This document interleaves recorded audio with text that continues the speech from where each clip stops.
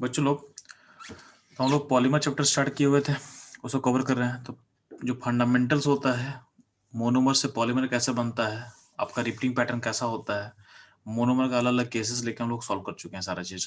ठीक है, तो आज हम लोग पढ़ने वाले हैं सम इम्पॉर्टेंट पॉलीमर्स के बारे में। ठीक है, और इसका पॉलीमर का मोनोमर क्या हो उसके बारे में जानेंगे, उसका रिपीटिंग पैटर्न क्या हो उसे जानेंगे। तो पॉलीमर क्या है, उसका रिपीटिंग पैटर्न क्या होगा। ठीक है,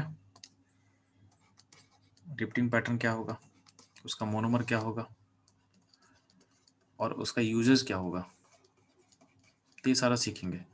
और आपका जो क्वेश्चन होता है, आपका 90% क्वेश्चन बोर्ड्स में या कंपटीशन में है वहीं से आएगा। मतलब 90% क्वेश्चन आने का चांस है जो आज का क्लास हम लेंगे उसी से आएगा। यानी आज का क्लास जो 40 में से 1 घंटे का जो क्लास है वो पॉलीमर चैप्टर का सबसे इंपॉर्टेंट क्लास आज का है, क्योंकि क्वेश्चन यहीं से आता है। ठीक है, तो ध्यान देना। अगर हम बात करते हैं पॉलीथीन का, पॉलीमर का नाम अगर पॉलीथीन होगा, बेसिकली क्या होता है ना, आपको क्वेश्चन क्या आता है, पॉलीमर का मोनोमर क्या होगा या पॉलीमर का यूजेस क्या होता है, यही से क्वेश्चन पूछता है आपसे। ठीक है, तो आज सारा चीज़ यहाँ ये टेबल दिया हो को, ये नोट्स मैं ऑलरेडी आपको सेंड कर चुका हूँ। तो इस नोट्स को आपको ऑलरेडी इसको बस आपको कवर कर लेना है। ठीक है, तो अगर आपको पॉलीमर पॉलीथीन होगा तो उसका मोनोमर क्या होगा, इथीन होगा। तो मोनोमर लिखा हुआ यहाँ पे। और इसका रिपीटिंग पैटर्न कैसा होता है, तो बीच का बॉन्ड तोड़ के बना दो। यहाँ बना दिया हम लोग, ये हो गया आपका उसका रिपीटिंग पैटर्न। और पॉलीमर रिपीटिंग पैटर्न मतलब अंदर का फिगर, और पॉलीमर मतलब उसके बाहर में एन लगा दिया। ठीक है, इसे यूज क्या होता है, तो एज इसको यूज करता हूँ as insulator, as a insulator, anti corrosive, packing material, household and laboratory wares. ठीक है, तो हो गया पॉलीथीन का यूजेस। अगला पॉलीमर क्या होता है चलो, अगला पॉलीमर होता है आपका पॉलीस्टाइरीन। क्या होता है, पॉलीस्टाइरीन। तो पॉलीस्टाइरीन किससे बना होता है, तो स्टाइरीन से। पॉलीवर्ड हटा दो, तो पॉलीवर्ड हटा दोगे तो अपने आप आपको मिल जाएगा मोनोमर। तो क्या हुआ, स्टाइरीन मोनोमर होता है। स्टाइरीन का फिगर बनाया हुआ है, तो स्टाइरीन का पॉलीमराइजेशन करेंगे तो क्या होगा, ये हो जाएगा आपका रिपीटिंग पैटर्न, और बाहर में एन लगा दें तो क्या हो जाएगा, इसका स्ट्रक्चर पॉलीमर का। ठीक है, पॉलीस्टाइरीन का यूजेस क्या है, तो यूज ध्यान देना। एज एन इंसुलेटर होता है, रैपिंग मटेरियल में काम आता है, manufacture of toy and house hold articles, इसमें इसका यूज किया जाता है। ये हो गया आपका पॉलीस्टाइरीन के बारे में। ठीक, नेक्स्ट ध्यान देना। तो नेक्स्ट आपके पास पॉलीमर कौन सा है, तो पीवीसी। अगला पॉलीमर क्या है, पीवीसी। ठीक, तो अब बात करते हैं पीवीसी में, तो ध्यान देना। तो पीवीसी में ध्यान देना, तो पीवीसी का फुल फॉर्म क्या होता है, पॉलीविनाइल क्लोराइड। तो इसका मोनोमर क्या होगा, तो पॉलीवर्ड हटा दे तो विनाइल क्लोराइड, विनाइल क्लोराइड इसका मोनोमर होगा। ठीक है, तो इसका पॉलीमराइजेशन कैसे करेंगे, तो यहाँ पर करके दिखा दिया गया है। क्योंकि आपका अनसैचुरेशन है, उसको हटा दे, तो हटा दे तो क्या बन जाएगा, ये बन जाएगा पॉलीमर का रिपीटिंग पैटर्न बन जाएगा, और बाहर हो जाएगा पॉलीमर। इसे यूज कहाँ किया जाता है, तो यूज किया जाता है रेनकोट के मैन्युफैक्चरिंग में, hand bags, vinyl flooring and leather clothes, इसमें इसका यूज किया जाता है। ठीक है, ध्यान देना। आगे बढ़ने से पहले थोड़ा सा एक क्लासिफिकेशन देख लेते हैं कि इसको हम लोग यूज कर लेंगे। तो ध्यान देना, जब भी मोनोमर, ध्यान देना, जब भी पॉलीमर जो बनता है उसमें मोनोमर का नंबर, अगर नंबर ऑफ मोनोमर के बेसिस पे इसको दो पार्ट में बांटा गया है। तो पॉलीमर को नंबर ऑफ मोनोमर के बेसिस पे दो पार्ट में बांटा गया है। क्या बोला गया है, एक होता है होमोपॉलीमर, और एक होता है कोपॉलीमर। जब भी मोनोमर का नंबर 1 होगा, अगर मोनोमर इज 1, ठीक है, तो उस केस में उसको बोलते हैं होमोपॉलीमर। उस केस में बोलते हैं हम लोग होमोपॉलीमर। अगर मोनोमर 1 होगा तो बोलते हैं होमोपॉलीमर। और जब भी मोनोमर का नंबर मोर देन 1 होगा, नंबर ऑफ मोनोमर अगर मोर देन 1 होता है तो उसके लिए वर्ड यूज करते हैं हम लोग कोपॉलीमर। तो नंबर ऑफ मोनोमर के बेसिस पे दो क्लासिफिकेशन किया गया है। इसका अलावा ध्यान देना,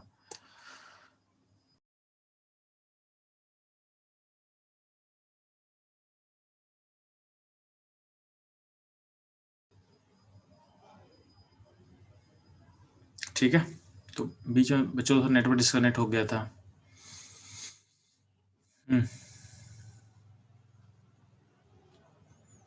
तो हम लोग थे पॉलीमर के क्लासिफिकेशन पे ना, तो फिर से मैं बताता हूँ थोड़ा आप लोग को।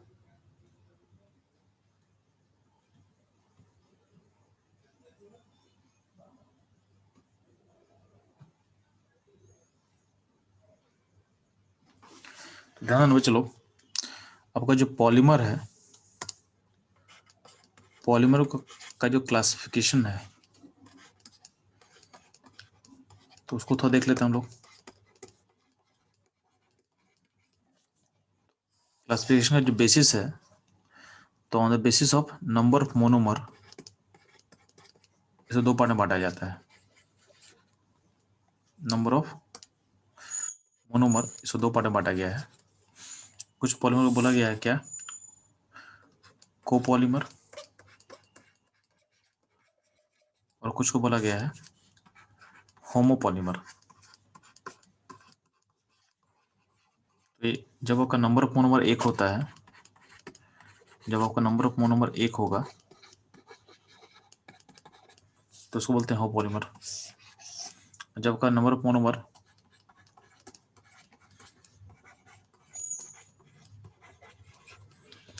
वन से बड़ा होगा, वन से बड़ा होगा तो बोलते हैं कोपॉलीमर। ये समझ में आना चाहिए आपको। सिमिलरली इसी क्लासिफिकेशन में अगर बात करते हैं, अगर मोनोमर में अगर अनसैचुरेशन होगा, अगर मोनोमर में अगर अनसैचुरेशन होता है तो उसके लिए हम वर्ड यूज करते हैं, इससे बनता है चेन ग्रोथ पॉलीमर,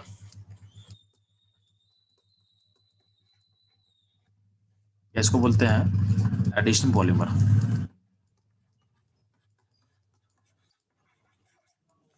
और अगर मोनोमर में अगर होगा फंक्शनल ग्रुप होगा, तो उससे जो पॉलीमर बनता है उसको हम बोलते हैं step growth polymer. Step growth polymer, ठीक है, स्टेप ग्रोथ पॉलीमर, ठीक है। या इसको बोलते हैं हम लोग कंडेंसेशन पॉलीमर, कंडेंसेशन पॉलीमर। ये दोनों क्लासिफिकेशन इंपॉर्टेंट है, ठीक है, नंबर पॉलीमर वाला और ये वाला, क्योंकि इससे क्या होता है, इससे हम लोग और भी मतलब डायरेक्टली पूछता है कि किस में बिलोंग करेगा, एडिशन में कि कंडेंसेशन में, स्टेप ग्रोथ ही चेन ग्रोथ है, डायरेक्टली उससे आपसे क्वेश्चन पूछता है आपसे, ठीक है। तो इतने के बाद हम स्टडी करते हैं उस लिस्ट को। तो ध्यान देना, हम लोग खत्म कर चुके थे पॉलीथीन तक, पॉलीथीन हो गया था, सॉरी पीवीसी तक हम लोग पढ़ चुके हैं। अब ध्यान देना, हम बात करते हैं पॉलीथीन में। तो पॉलीथीन इज टाइप ऑफ कैसा पॉलीमर होगा, ये होगा कैसा बच्चे लोग, तो सिंगल मोनोमर तो क्या होगा, ये होम पॉलीमर का एग्जाम्पल होगा। और चूंकि इसमें जो आपका मोनोमर के पास क्या है, अनसैचुरेशन है, तो क्या होगा, इसको बोल सकते हो एडिशन पॉलीमर, एडिशन बोलो, या इसको क्या बोल सकते हो, चेन ग्रोथ। सेम होगा पॉलीस्टाइरीन के लिए, सेम होगा पीवीसी के लिए, तीनों दिनों क्या होगा, होमोपॉलीमर होगा और चेन ग्रोथ या एडिशन पॉलीमर बोल सकता है इसको, ठीक। अब आते हैं हम लोग फोर्थ वाले में। तो फोर्थ जो पॉलीमर की लिस्ट में है क्या है बच्चे लोग, तो आपका दिया हुआ फोर्थ में पीटीएफई। पीटीएफई का फुल फॉर्म होता है पॉली टेट्राफ्लोरोइथिलीन, इसको शॉर्ट में बोलते हैं टेफ्लॉन। क्या बोलते हैं, टेफ्लॉन। इसका मोनोमर होता है CF2 टेट्राफ्लोरोइथिलीन बोलते हैं इसको हम लोग, ठीक है। तो इसका एक इसमें अनसैचुरेशन है, इसका पॉलीमर का रिपीटिंग पैटर्न यहाँ बनाया हुआ है, और पॉलीमर का फिगर यहाँ बना हुआ साथ में। इसका यूजेस कहाँ होता है, तो लुब्रिकेंट की तरह काम करता है, इंसुलेटर है, एंड कुकिंग वेयर्स में इसका यूज करते हैं, नॉन स्टिक कुकिंग, जहाँ पे स्टिक नहीं करता, नॉन स्टिक कुकिंग में से यूज किया जाता है, ठीक है। क्योंकि इसमें मोनोमर एक है तो इसका टाइप कैसा होगा जी, ये भी होगा होमोपॉलीमर, ये होगा होमोपॉलीमर। और चूंकि इसमें क्या हो रहा है, चूंकि इसमें आपका अनसैचुरेशन है, तो क्या होगा, इसको बोलेंगे एडिशन या बोलेंगे चेन ग्रोथ पॉलीमर। एडिशन बोलोगे या तो बोलोगे chain growth polymer, chain growth polymer. ये हो गया 4 नंबर। बाकी यहाँ पे आपको नोट्स में कुछ एक्स्ट्रा 5 ऐड किए हैं, उसको बाद में देखेंगे हम लोग, लास्ट में देखेंगे। जो 5 यहाँ पे ऐड किया गया ना 5th नंबर, इसको लास्ट में देखेंगे। और यहाँ पे नेचुरल पॉलीमर रबर के बारे में लिखा हुआ है, इसको लास्ट में देखेंगे हम लोग। आते हैं हम लोग पॉलीमर नंबर 5 जो आपको नोट्स में दिया हुआ है अगले पेज पे।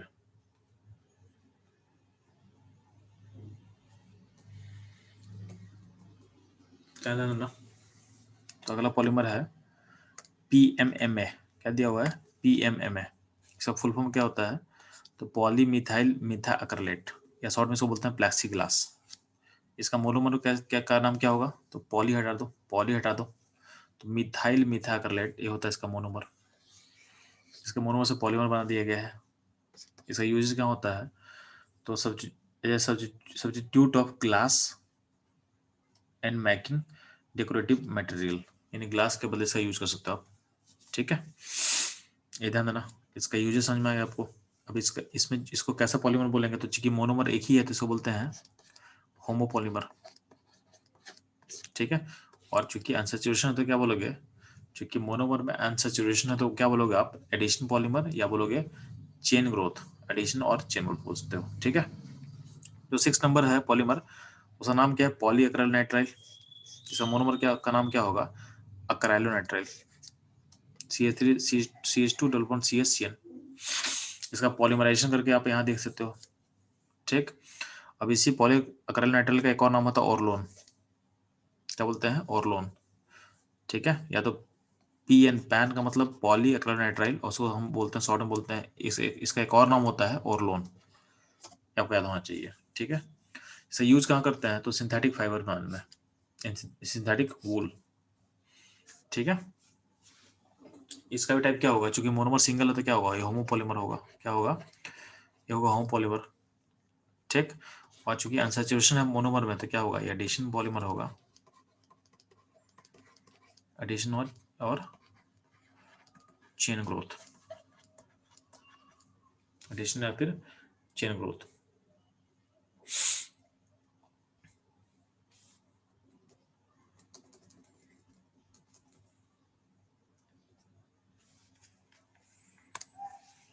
अगला पॉइंट है स्टाइरिन ब्यूटाडीन रबर। इसको बोलते हैं SBR या बोलते हैं बोना S। ठीक है, इसका मोनोमर 2 होता है, एक होता है ब्यूटाडाइन और एक होता है स्टाइरिन, दोनों को मिलाने से बनता है। ठीक है, इसका रिप्टिंग पैटर्न अंदर बनाया हुआ है, इसका पॉलीमर के बाहर मतलब N लगा दिया गया है। चूंकि मोनोमर 2 है, इसका यूजेस कहाँ कहाँ होता है? तो ऑटोमोबाइल, टायर और फुटवेयर बनाने में इसका यूज किया जाता है। इसके अलावा केबल इंसुलेशन, मतलब जो आपका बिजली का तार होता है उसके बाद जो इंसुलेशन होता है उसमें इसको यूज कर सकते हो। ठीक है, अब ध्यान देना, ये चूंकि मोनोमर 2 है, इसको इसको तो इसको रखना है कोपॉलीमर में। क्या रखना है? कोपॉलीमर में। तो एग्जाम्पल ऑफ कोपॉलीमर हो जाएगा। प्लस चूंकि इसमें अनसैचुरेशन है तो अभी इसको रखोगे किसमें? एडिशन में। Addition, addition polymer. ठीक है, या इसको बोलते हैं पूछ सकते हैं लोग chain growth, chain growth polymer. ठीक, अगला पॉइंट बच्चा होता है, चलो नाइट्राइल रबर। नाइट्राइल रबर, इसको बोलते हैं लोग बोना एन। क्या बोलते हैं? बोना एन, शॉर्ट में बोलते हैं बोना एन। इसका मोनोमर क्या क्या होता है? तो ब्यूटाडाइन एंड अक्राइलो नाइट्राइल, अक्राइलो नाइट्राइल, ये दोनों इसका मोनोमर होता है। ठीक है, इसका रिप्टिंग पैटर्न यहाँ बना के दिखाया हुआ है, और बाहर में ब्रैकेट में एन लगा दी तो बन गया पॉलीमर। ठीक, अब इसमें चूंकि मोनोमर 2 है तो इसके क्या बोलेंगे? कोपॉलीमर। और चूंकि आपके पास अनसैचुरेशन है, आपके पास अनसैचुरेशन है तो इसको क्या बोलेंगे हम लोग? तो इसको हम बोल सकते हैं एडिशन पॉलीमर, या बोलते हैं चेन ग्रोथ पॉलीमर। एडिशन और चेन ग्रोथ पॉलीमर इसको बोलेंगे हम। तो एडिशन के अंदर रख सकते हो इसको आप, और इसको बोल सकते हो चेन ग्रोथ पॉलीमर। इसका यूजेस क्या क्या है? तो making oil seals, manufacturing of hoses and tank linings. ठीक है, यूजेस बहुत इंपॉर्टेंट है, यूजर को याद रखना है। नेक्स्ट ध्यान देना, बुनान के बाद क्या अपने पास नियोप्रिन या क्लोरोप्रिन बोलते हैं इसको। तो ध्यान ना, जो अगला पॉलीमर है नियोप्रिन, तो नियोप्रिन बनता है किससे? तो यहाँ पे क्लोरोप्रिन, इस मोनो का नाम होता है chloroprene. CH2 double bond CCl CH2 इसे बनता है। तो इसे पॉलीमर जो बनेगा उसके पैटर्न और पॉलीमर बना के दिया वहाँ पे, एक देख लोगे। इसमें जो कि सिंगल मोनोमर है तो क्या बोलेंगे? इसको बोलेंगे होमोपॉलीमर। और चूंकि मोनोमर में अनसैचुरेशन है तो क्या बोलेंगे, एडिशन, और क्या बोलेंगे, चेन ग्रोथ। एडिशन बोल सकते हो या बोल सकते हो आप चेन ग्रोथ। ठीक है, एडिशन बोलोगे या चेन ग्रोथ बोलोगे। ठीक है, अब ध्यान ना, तो एज ए इंसुलेटर होता है या मैक। ठीक है, और इसका यूजेस क्या क्या है, तो इसको इंसुलेटर की तरह तुम यूज कर सकते हो, या फिर और इसका यूज क्या है, तो conveyor belt and printing rollers. ठीक है, तो ये ध्यान देना आप। अगला मोनोमर आपके पास है पीईए, पॉलीइथाइल एक्रिलेट। तो इसका मोनोमर क्या होगा, इथाइल एक्रिलेट। ठीक है, यूज क्या होता है इसका, making films, house pipes and finishing fabrics. ठीक है, इसका पॉलीमर का फिगर कैसा होगा, ऐसा होगा। ठीक, इसमें भी क्या है, चूंकि आपका मोनोमर में अनसैचुरेशन है तो इसमें टाइप में क्या होगा, इस ये भी क्या होगा, चूंकि मोनोमर सिंगल है तो क्या होमोपॉलीमर होगा, और चूंकि अनसैचुरेशन है तो क्या उसको बोल सकते हैं हम लोग, चूंकि इसके पास अनसैचुरेशन है तो उसको बोल सकते हैं एडिशन पॉलीमर, एडिशन। ठीक है, या बोल सकते हैं चेन ग्रोथ।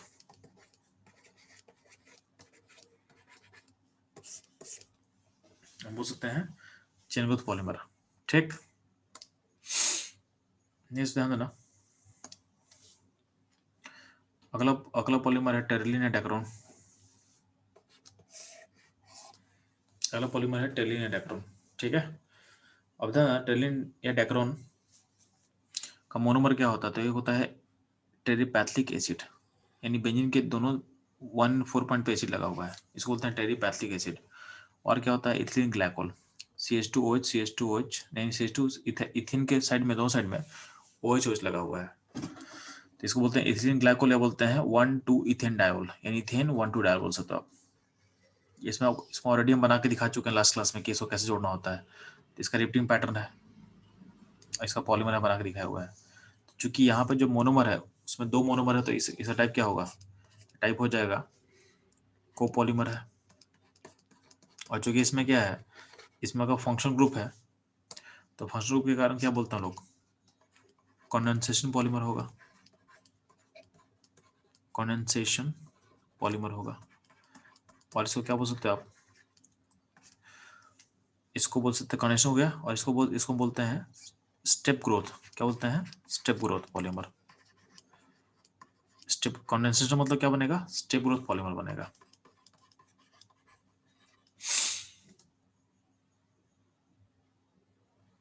ठीक है, इसका यूजेज क्या है जी, तो यूजेज है फाइबर्स बनाने में इसका यूज किया था, fibres, safety belts, tyres, tyre quotes and tents. ठीक है,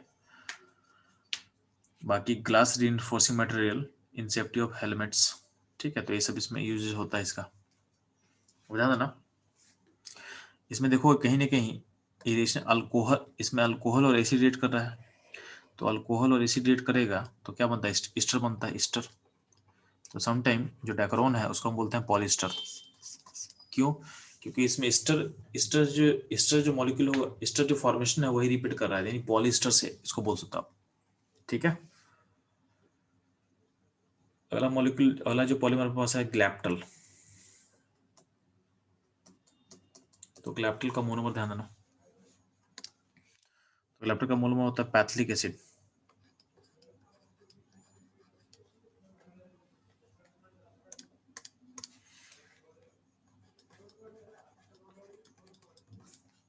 ठीक है, पैथिलिक एसिड, इसमें जो पी साइलेंट होता है तो सबने इसको बोलते हैं थैलिक एसिड, बोलते हैं थैलिक एसिड बोलेंगे।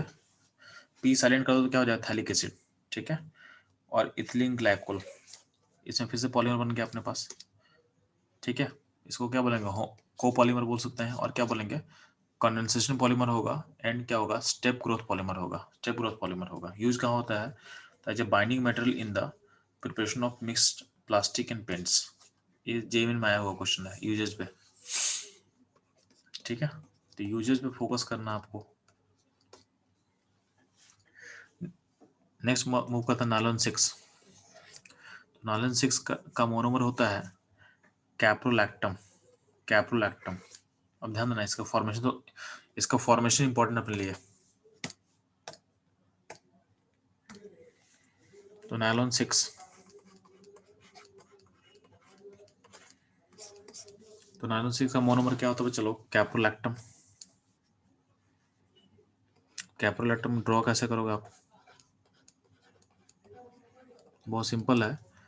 अब साथ में रिंग ड्रॉ करना, साथ में रिंग ड्रॉ करना।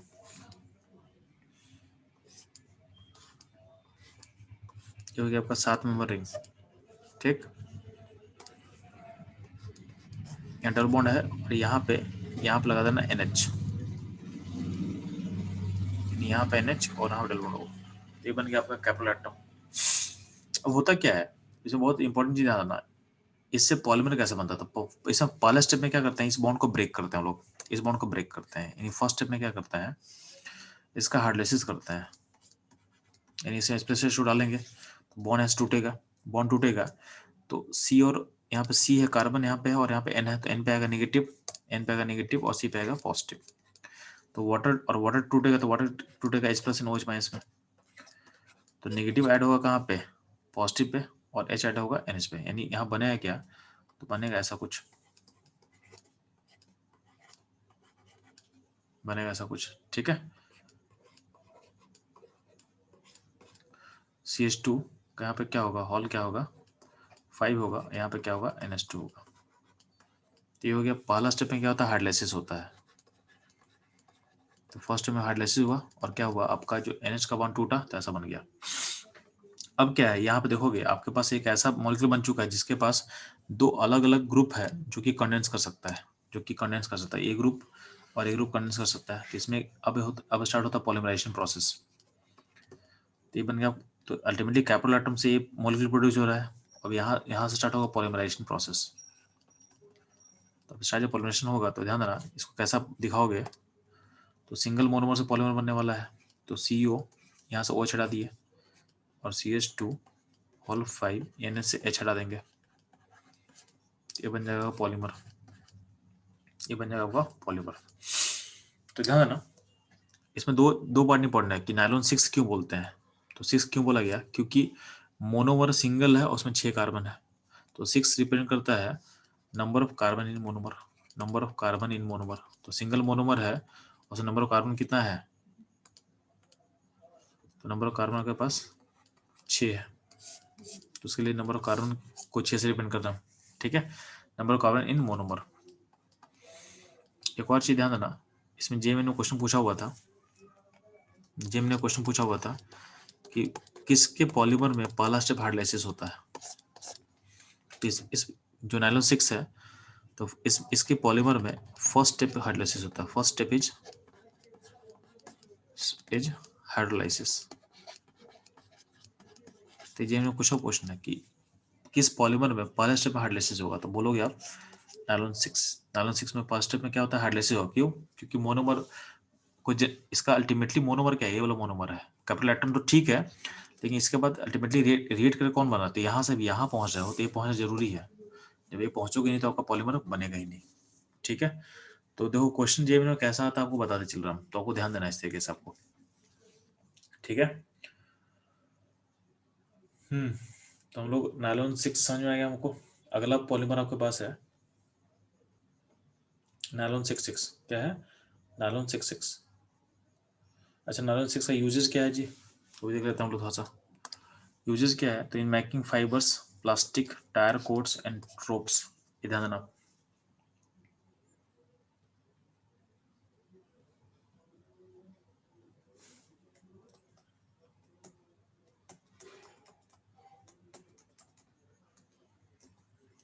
अब बात करता हूँ नायलॉन 6 का, तो ध्यान देना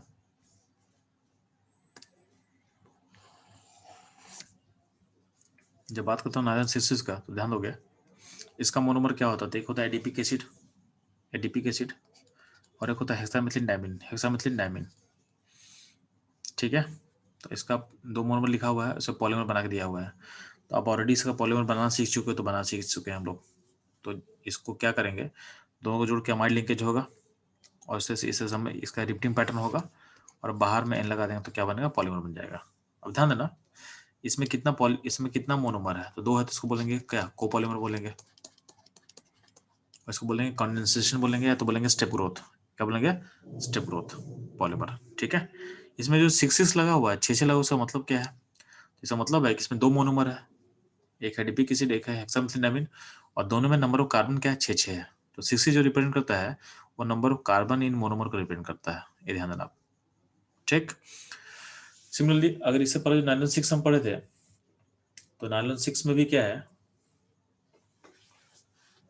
आपका मोनोमर का टाइप, आपका पॉलीमर का टाइप क्या हुआ, तो बोलोगे वो होमोपॉलीमर है, क्योंकि इसमें मोनोमर का नंबर क्या है, सिंगल मोनोमर से बना हुआ है, तो ये हो गया होमोपॉलीमर। और चूंकि इससे फंक्शनल ग्रुप कंबाइन करेगा तो इसको बोलेंगे कंडेंसेशन, बोलेंगे क्या बोलेंगे, कंडेंसेशन पॉलीमर, या बोलेंगे स्टेप ग्रोथ पॉलीमर। ठीक है, ये ध्यान देना आप। ठीक, तो ये हो गया 14। नेक्स्ट नीचे में एक पॉलीमर है नेचुरल रबर, उसको बाद में कवर करते हैं हम लोग। ठीक है, पहले मूव करते हैं हम लोग पेज पॉलीमर नंबर 15। तो पॉलीमर 15 होगा, ध्यान देना, इसका नाम है बैकेलाइट। क्या है, बैकेलाइट। बैकेलाइट का मोनोमर क्या होता है जी, तो ये बहुत इंपॉर्टेंट मोनोमर इसका होता है, एक होता है फॉर्मल्डिहाइड, एक होता है फिनॉल। फॉर्मल्डिहाइड एंड फिनॉल, इसका होगा पॉलीमर, सॉरी मोनोमर। तो बैकेलाइट का मोनोमर क्या होता है, फॉर्मल्डिहाइड यानी SCHO एंड फिनॉल। ठीक है, इसका यूज कहाँ होता है, तो making gears, protective coating and electrical fitting. ठीक है, जैसे इलेक्ट्रिकल स्विच है, बोर्ड्स है, इलेक्ट्रिकल का सारे से बना होता है।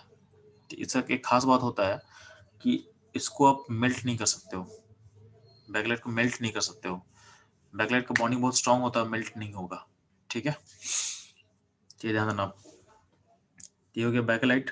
अब ध्यान देना, अगला होता है एक होता है यूएफआर। यूएफआर का फुल फॉर्म होता है यूरिया फॉर्मल्डिहाइड रेजिन। तो उसका मोनोमर क्या क्या होगा, यूरिया होगा एंड फॉर्मल्डिहाइड होगा। ठीक है, इसका यूज कहाँ करते हैं, तो for making unbreakable cups and laminated sheets. ठीक है, नेक्स्ट आपका पॉलीमर होगा मेलामाइन फॉर्मल्डिहाइड रेजिन, सोडियम बोलेंगे MFR, क्या बोलेंगे, MFR। तो इसका मोनोमर क्या क्या होगा, तो मेलामाइन होगा, मेलामाइन का फिर बना हुआ आपको, और ये होता है फॉर्मल्डिहाइड। ठीक है, तो मेलामाइन का फिगर इंपॉर्टेंट है, मेलामाइन का फिगर कैसे याद रखोगे, तो यार आपको इसको याद करने का तरीका हम बता रहे हैं कि आपको बेंजीन का फिगर याद रहता है। तो आप इसको सोचोगे ऐसा कि बेंजीन का फिगर है, उसमें ऑल्टरनेट पे लगा हुआ है नाइट्रोजन,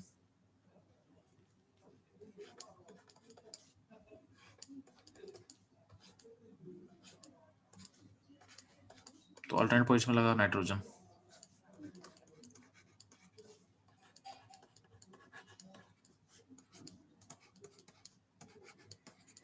ठीक है, तो ये हो गया आपका, और जहाँ जहाँ नाइट्रोजन नहीं लगा वहाँ से NH2 को जोड़ दो, वहाँ से NH2 को जोड़ दो। तो बहुत सिंपल है, बेंजीन बना देना, उसमें ऑल्टरनेट पोजीशन में लगा देना नाइट्रोजन लगा देना, और जहाँ जहाँ नाइट्रोजन नहीं अटैच है वहाँ पे आप लगा देना NH2 को लिंक कर देना, तो ये बन जाएगा आपका मेलामाइन। क्वेश्चन पूछा था, एक जे एडवांस का क्वेश्चन पूछा था। क्वेश्चन क्या पूछा था कि आपका number of lone pair in melamine molecule.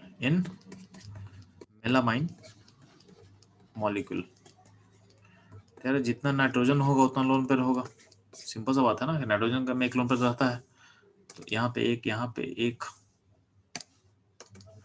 यहाँ पे एक, यहाँ पे एक, यहाँ पे, यहाँ पे, तो कितना होगा इसका आंसर, तो इसका आंसर हो जाएगा 6 लोन पेयर, 6 लोन पेयर, तो हो जाएगा आपको मेलामाइन का आंसर। ठीक है, तो ये हो गया आपका मेलामाइन फॉर्मल रेजिन का मोनोमर क्या होगा, उसका यूजेस क्या होता है जी, तो इसका यूजेस भी यूरिया फॉर्मल रेजिन की तरह होगा, मेकिंग प्लास्टिक कप, मतलब जो भी प्लास्टिक का बर्तन से हो सकता है, या अनब्रेकेबल कप्स होता है उसको बनाने का यूज किया जाता है। ठीक है, ये ध्यान देना आप लोग। इसके अलावा दो बहुत इंपॉर्टेंट पॉलीमर होता है, क्या क्या होता है बता रहे हैं आपको हम। क्योंकि अभी रिसेंट में इन्वायरमेंट का कंसर्न बहुत बढ़ चुका है, तो हम लोग हमेशा ऐसा चाहते हैं कि ऐसा पॉलीमर बन जाए जिसको हम, जो इन्वायरमेंट में डिग्रेड कर जाए, यानी बायो डिग्रेडेबल पॉलीमर। ठीक है, तो हम लोग देखो जैसे प्लास्टिक बैन हो गया भुवनेश्वर में, क्यों बैन हो गया, क्योंकि प्लास्टिक बाले मतलब डिग्रेड होता नहीं है। तो अगर मान लेते हैं कि हम ऐसा प्लास्टिक बना दिए जो डिग्रेड हो जाएगा तो सही यूज करने कोई दिक्कत नहीं किसी को। तो अल्टीमेटली क्या होता है कि हम लोग का फोकस है अभी बायोडिग्रेडेबल पॉलीमर। तो इसमें दो एग्जाम्पल को क्या रखना है, एक होता है PHBB, PHBB, ठीक है, और एक होता है नायलॉन 2 नायलॉन 6, नायलॉन 2 नायलॉन 6।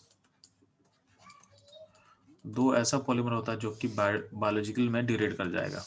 और ध्यान देना इसको 1 बाय 1 पढ़ते हैं हम लोग। तो जो PHBB है यहाँ दिया आपके लिए, यानी पॉलीमर जो नंबर जो 18 है वो PHBB ही है। क्या है वो PHBB दिया हुआ उसमें, ठीक है। PHBB का फुल फॉर्म क्या होता है, तो यहाँ लिखा हुआ पॉली बीटा हाइड्रोक्सी ब्यूटरेट को बीटा हाइड्रोक्सी वैलरेट, ठीक है। तो ध्यान देना इसका मोनोमर क्या होता है जी, तो मोनोमर होता है 3 hydroxy butanoic acid, 3 hydroxy butanoic acid and 3 hydroxy pentanoic acid, ये तो इसका मोनोमर होता है। इसका पॉलीमर हम लोग ऑलरेडी ड्रॉ करना सीख चुके हैं लास्ट प्रीवियस क्लासेस में। तो दोनों का इसका एक का एसिड और एक का OH क्लब करके एस्टर बना लेगा, तो इसका पॉलीमर ऐसा कुछ बनेगा, ठीक है। और ध्यान देना इसमें चूंकि आपका अल्कोहल और एसिड क्लब कर रहा है तो क्या बनेगा, एस्टर बनेगा। तो जो PHBB है इसको हम पॉलिएस्टर बोल सकते हैं, क्या बोल सकते हैं, पॉलिएस्टर बोल सकते हैं, पॉलिएस्टर बोल सकते हैं हम लोग। यानी पॉलीमर तो है और टाइप क्या होगा, पॉलिएस्टर। क्या होगा, टाइप क्या होगा, पॉलिएस्टर, ठीक। तो अल्टीमेटली बोल सकते हो जो PHBB है एग्जाम्पल क्या होगा, पॉलिएस्टर का पॉलीमर होगा, पॉलिएस्टर। और कैसे कैसा पॉलीमर है, बायोडिग्रेडेबल पॉलीमर है। तो अगर आपसे कोई पूछेगा कि right one biodegradable polymer which have Easter linkage, तो आप बोलोगे PHBB को, क्या बोलोगे, PHBB को, ठीक है। अगला फोकस करते हैं हम लोग। तो अगला पॉलीमर का क्या नाम है, चलो नायलॉन 2 नायलॉन 6। तो यहाँ आपके नोट्स में यहाँ दिखा हुआ है ये चीज, आपको यहाँ दिख रहा होगा नोट्स में। तो नायलॉन 2 नायलॉन 6 का जो मोनोमर होता है यहाँ दिखा हुआ आपको, ठीक है। एक में 2 कार्बन है और एक में 6 कार्बन है, तो इसलिए देखो 2 6 मतलब कार्बन, मोनोमर में कार्बन का नंबर। इन दोनों मोनोमर को जोड़ के पॉलीमर बनाया हुआ है यहाँ पे, ठीक है। बात समझ में आ रहा है। तो ये जो पॉलीमर बनेगा ये भी क्या होता है, बायोडिग्रेडेबल है। और चूंकि इसमें अमोनिया और COH लिंक हो रहा है तो इसमें क्या होता है, अमाइड लिंकेज बनेगा। क्या बनेगा, अमाइड लिंकेज क्रिएट होता है। यानी जो ये जो पॉलीमर है ये पॉलीमाइड है, इसको बोलते सकते हो पॉलीमाइड, कि इसमें अमाइड लिंकेज होगा। तो ये जो पॉलीमर है क्या होगा, ये हो जाएगा पॉलीमाइड। क्या हो जाएगा, पॉलीअमाइड, पॉलीअमाइड, ठीक है। तो ये हो गया अपना ऑल सारा पॉलीमर जो था हम डिस्कस कर लिए। इसमें एक छूट रहा हम आपसे, ध्यान देना। एक होता है नेचुरल रबर, तो एक होता है आपका आइसोप्रीन मॉल, एक आइसोप्रीन मोनोमर होता है। आइसोप्रीन किसको बोलते हैं लोग, चलो तो इसको बोलते हैं CH2 double bond C CH3। ये जब मोनोमर पॉलीमराइज करता है तो दो तरीके से पॉलीमराइज करेगा। तो अगर इसमें जो बॉन्ड टाइप है, बीच का जो बॉन्ड बनेगा उसमें अगर सिस कॉन्फिगरेशन बनेगा, सिस कॉन्फिगरेशन बनता है तो इसको हम बोलते हैं हम लोग, क्या बोलेंगे, ये होता है आपका नेचुरल रबर। ये होता है नेचुरल रबर। और इसी का अगर ट्रांस बनता है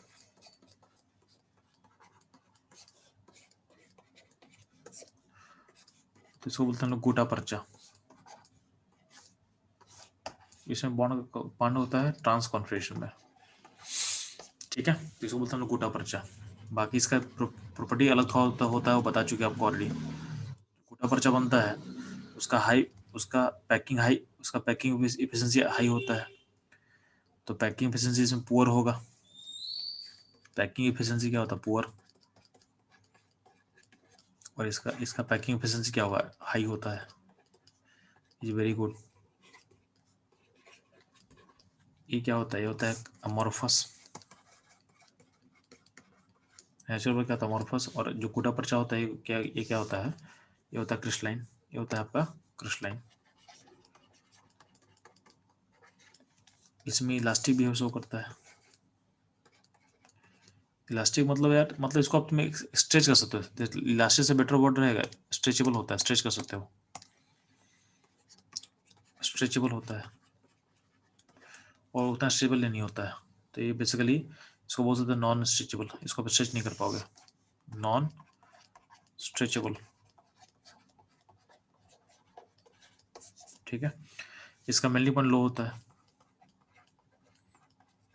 और इसके रिलेटिव में गोटा पर्च का मेल्टिंग पॉइंट हाई होगा, तो हाई मेल्टिंग पॉइंट। तो डिफरेंस थोड़ा होता है, ध्यान देना।